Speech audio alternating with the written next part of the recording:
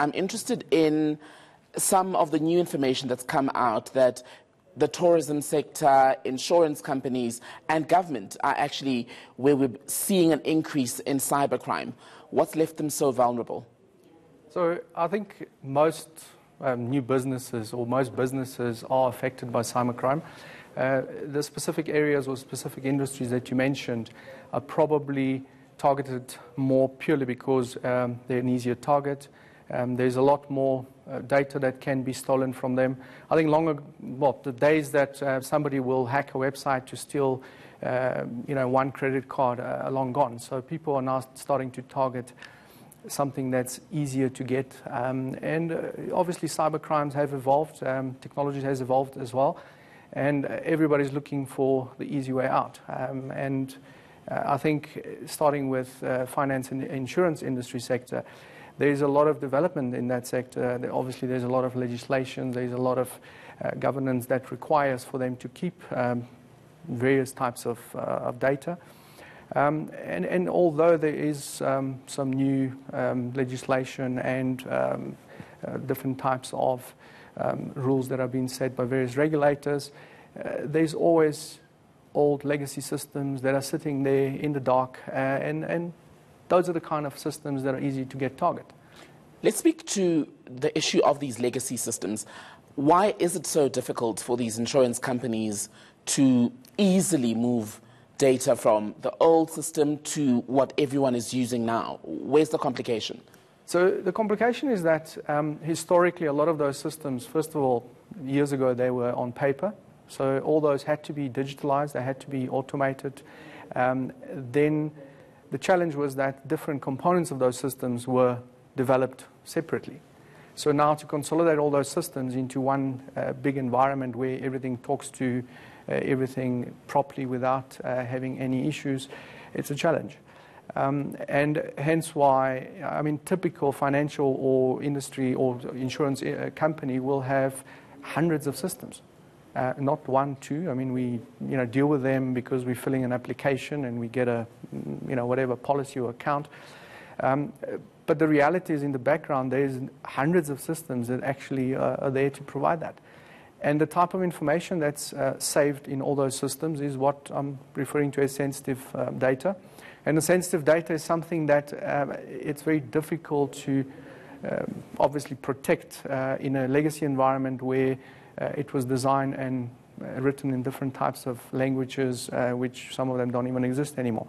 I was saying in the introduction that we are going into the festive season, and as always, we're hearing all these warnings about how we must all be wary of who comes to assist at the ATM, where do you leave your details when you're paying electronically and all of that.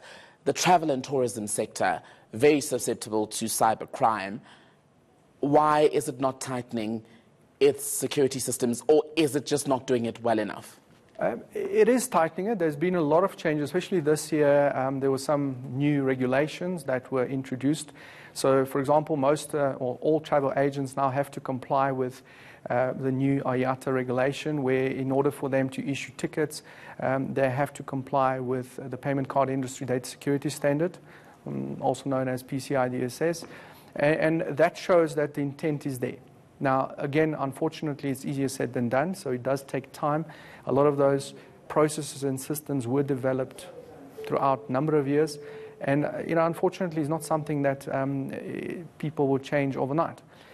Also, the consumers, they're used to certain standards, certain service, and if anything changes, they're always reluctant to change. It's all about what I know and how I've been doing it for all those many years. So unfortunately, everybody has to change with it. It's not just the travel industry that has to make the change. The consumers also have to acknowledge and accept that. And I think that's part of the challenge. I know plenty of companies that will say, in order to avoid us keeping your credit card details, we'll process a single payment on check-in. And then people will say, but I've got a problem with that because you never used to do that.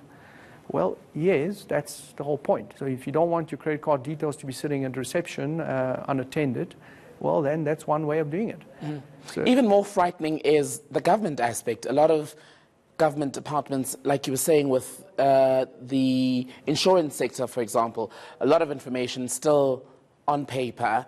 hard to transfer, but government is arguably the largest holder of our personal information, and it is exempt from legislation such as the Protection of Personal Information Act, for instance. How do we get around that to make sure that government is then responsible enough to secure our personal information, because they've got our ID numbers, residential addresses and all of that? So I think that's probably the biggest challenge. Government, you're absolutely right, government does have all our information. And realistically, again, they are an easy target because we do know that there's a lot of open system within government that are meant to talk to one another and have a big different types of systems that, for example, police will talk to Home Affairs, etc. Unfortunately, all those things bring a level of complexity, which means it's now more difficult to secure those systems. There's always the challenge of budgets. I think we've heard enough about that, but bottom line is there's a lot that still needs to be done in that sector. I do believe, and my opinion is that there's a lot that has been done, but we're still a long way ahead, away from making sure that our data is secure. Tell me this, Simeon. We talk a lot about cybercrime in the sense of people skimming cards, identity theft, but is there a bigger world out there in terms of cybercrime in South Africa that perhaps we aren't talking about?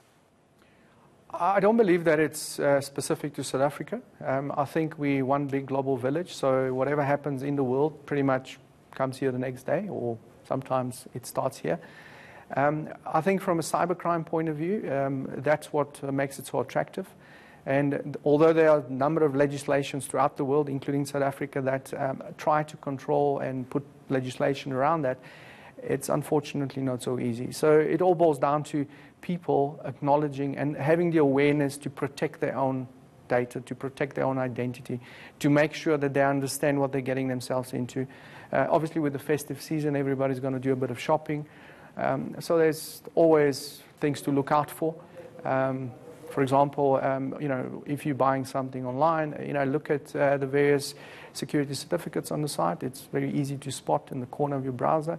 If it says it's secure, well, that's one step in the right direction. Not necessarily guaranteed, but one step in the right direction.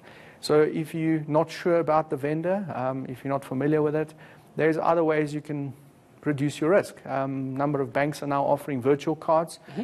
So with those virtual cards, okay, you're still at risk to spend whatever money you're spending at that vendor for this point in time. However, at least you're not compromising your normal credit card on an untrusted site. Simeon, thank you. That was Simeon Tassif from Galax Networking speaking to us about cybercrime this afternoon.